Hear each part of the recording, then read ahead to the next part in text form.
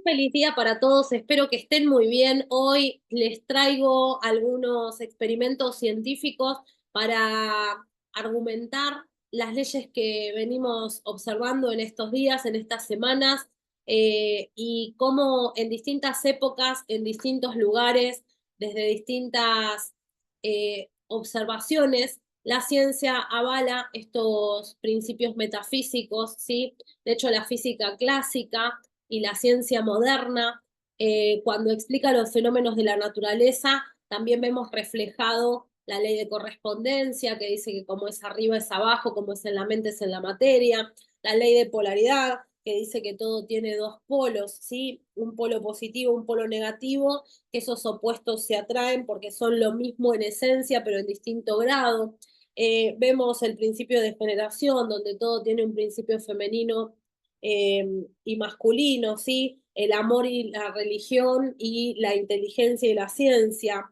Y vamos de algún modo uniendo esto de la espiritualidad, de lo que nos va dejando la sabiduría ancestral y lo que estamos pudiendo a través de los experimentos científicos comprobar en lo empírico, ¿no? En lo factual. Eh, es importante de todos modos como la ciencia va bastante lento respecto a lo que nosotros podemos intuir, eh, que empecemos a practicar los principios, que empecemos a practicar esto de la visualización, de las afirmaciones, de la autosugestión, ¿no? Y empecemos nosotros a ser los científicos, aquellos que estamos en casa experimentando. De hecho, se nos dio el cuerpo, se nos dio la vida como un gran laboratorio donde nosotros podemos ir viviendo distintas experiencias, creando distintas experiencias y comprobar, ¿sí? Que todo lo que vamos hablando funciona y nos puede ayudar muchísimo. De hecho, es fundamental, es esencial a la hora de crear nuestra realidad, de crear nuestra vida junto con el universo, ¿sí? Eh, bueno, con respecto a los experimentos, les decía que en distintas épocas, en distintos lugares, ¿sí? Eh, se han hecho distintas observaciones que confirman esto que estuvimos viendo estos días y vamos a hablar un poco de eso. Antes de empezar la clase de hoy, quería decirte que mi nombre es Paula Eliana, que se suscriban, que activen las notificaciones, la campanita, contarles también que estamos inscribiendo ya para nuestros cursos de mayo, así que acá abajo en la descripción del video les voy a dejar la página web de la escuela y también los links de los grupos de chat de WhatsApp y Telegram, donde nosotros mandamos información a diario para nutrirnos y para seguir creciendo juntos en esta sabiduría, ¿sí? Bueno, con respecto a lo que nosotros podemos traer de la ciencia, primero les iba a mencionar a Galileo Galilei, ¿sí? Que casi fue asesinado por decir que la Tierra giraba alrededor del Sol y no que todo giraba alrededor de la Tierra, como decía Copérnico. Y murió en su casa solo, ciego, porque le habían dado arresto domiciliario, ¿sí? Por estar en contra de lo que decía la corriente o decía la ciencia de ese momento. Recuerden que no debemos hacer un Dios de nadie y de la ciencia tampoco, ¿sí? ¿Por qué? Porque la ciencia está atravesada por los distintos contextos y épocas, ¿sí? Que va atravesando, ¿no? Valga la redundancia. Y nosotros queramos o no, cuando estamos haciendo investigaciones, nos vemos influenciados, ¿sí? Por estos contextos, más allá de que hoy en día hay modelos de experimentación bastante objetivos, ¿sí? Bueno, es importante comprender que estamos influidos, ¿no? Eh, entonces, bueno, Galileo se animó a dar sus observaciones tuvo sus consecuencias en aquella época, ¿sí? Y Albert Einstein más tarde lo nombró el padre de la ciencia moderna, ¿no? Por su lado, Descartes, que estaba contemporáneo a Galileo, declaró que la mejor forma de comprender el mundo era dividirlo en dos partes, ¿no? El mundo material objetivo, gobernado por los principios de la ciencia, y el mundo subjetivo de la mente y el alma, que él decía que eran terreno de la iglesia, ¿no? De la espiritualidad. Entonces, bueno, eh, traigo a estos científicos, ¿sí? Y filósofos porque los temas que nosotros hoy estamos hablando se vienen hablando desde hace miles de años, ¿sí? Y hoy tenemos la tecnología para poder comprenderlos y poder aplicarlos de una forma más rápida, más fácil. Eh, Nos llega algo que estaba oculto, ¿sí? Se nos devela a través de un video en YouTube que nos podemos encontrar en cualquier momento, ¿sí?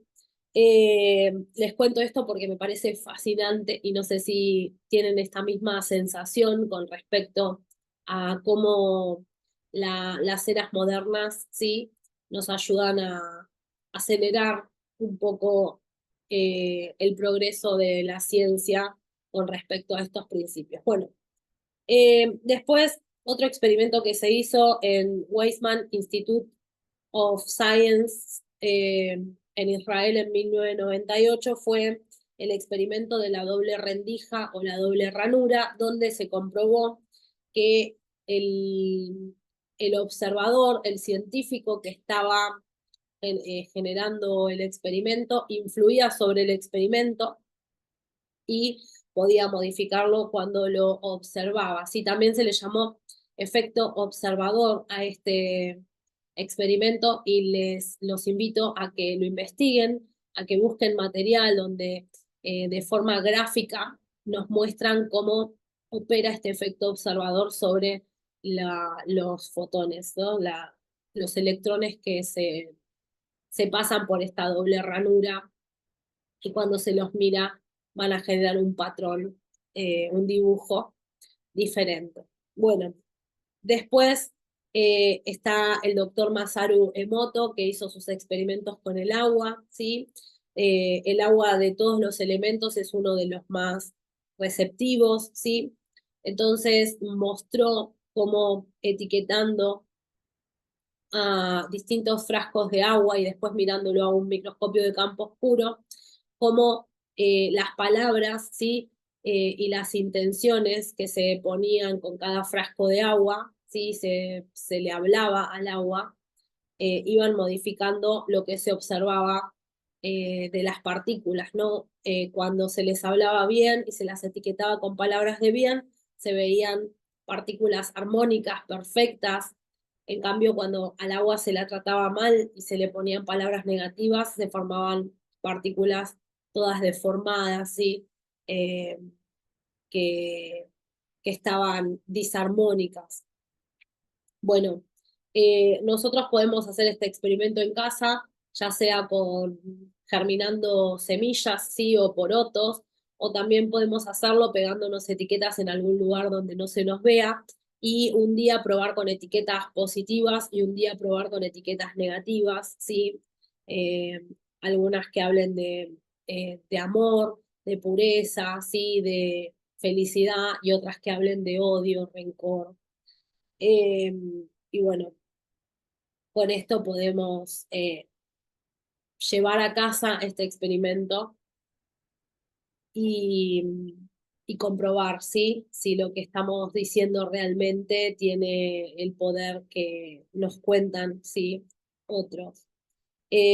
Los siguientes experimentos, sí, que constan del ADN fantasma, el ADN afectado por las emociones y lo que descubrieron en el Instituto Harmatz, ¿sí?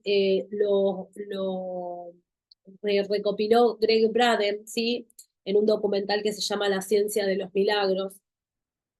Y lo que nos explica es lo que también explicó el filósofo, el físico John Wheeler, que sugiere que el universo es participatorio y que todo lo que ocurre sí está vinculado. Greg Braden nos lleva hacia la misma conclusión, ¿sí? En el ADN fantasma nos muestra cómo poniendo dos tubos de ensayo al vacío, ¿sí? Donde solamente hay fotones, ponen un ADN y los fotones se unen al ADN, reaccionan, responden al ADN, uniéndose a él, y cuando sacan el ADN, los fotones permanecen con esa misma forma, ¿sí? Entonces, con esto lo que concluyen es que el ADN afecta a la materia, pero las emociones afectan al ADN, ¿sí? Y esto nos lleva al segundo experimento, que fue un experimento militar donde se tomó una muestra de la mucosa oral. Esto se analizó el ADN mientras a las personas que se les retiraba la muestra se las estimulaba para que sintieran amor, para que sintieran alegría, para que sintieran miedo, y se observaba el ADN en habitaciones contiguas y el ADN reaccionaba, ¿sí?, a los estados emocionales que tenían las personas. Eh, y lo hacía a distancia y lo hacía instantáneamente. Así que esto fue muy revelador y nos muestra que estamos comunicados a través de las emociones con nuestro ADN. De hecho, hay algunas documentales, ¿sí?, donde se muestra cómo las personas que recibieron donaciones de órganos responden a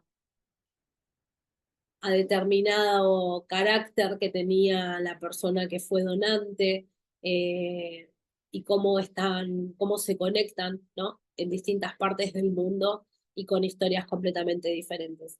Y el tercero es el experimento que se realizó. Se siguen realizando experimentos en el Instituto Hermat, que se localiza en California, donde se sacó ADN también, eh, y se aisló, y se le empezó a eh, hablar, a intencionar distintas emociones: amor, odio, aprecio, rechazo, etcétera. Se medía el ADN para ver cómo respondía, y lo que mostró el experimento es que el ADN ante emociones positivas de frecuencia elevada se expandía, y ante emociones como el miedo o emociones de vibraciones bajas se contraía. Entonces, eh, todo esto nos lleva a la conclusión parcial, sí, se tiene que seguir investigando. Siempre la ciencia debe representar para nosotros lo que en esencia es, que es un campo abierto donde estamos siempre sometiendo a prueba las distintas teorías que podamos ir elaborando, pero no siempre la ciencia concluye en forma instantánea lo que nosotros ya sabemos que sería posible a nivel mental. Por ejemplo, cuando se construyó el avión, el teléfono, las computadoras, ¿sí?, eran ideas que por una cuestión tecnológica, y porque todavía no estaban puestas a prueba como correspondía, parecía que no iban a funcionar, y después terminaron funcionando. De hecho, hoy tenemos aviones, tenemos telefonía, tenemos computadoras, todo parte de una idea, una teoría que después se busca llevar a la práctica. Así que, bueno, hoy quería transmitirles esto. Espero que les sirva, que empecemos a abrir la cabeza, a investigar. Los invito a que investiguen. Yo les voy a ir trayendo, ¿sí?, más información de todo esto. Eh, y bueno, que tengan un feliz y bendecido día. Gracias por estar del otro lado y nos vemos en el próximo video.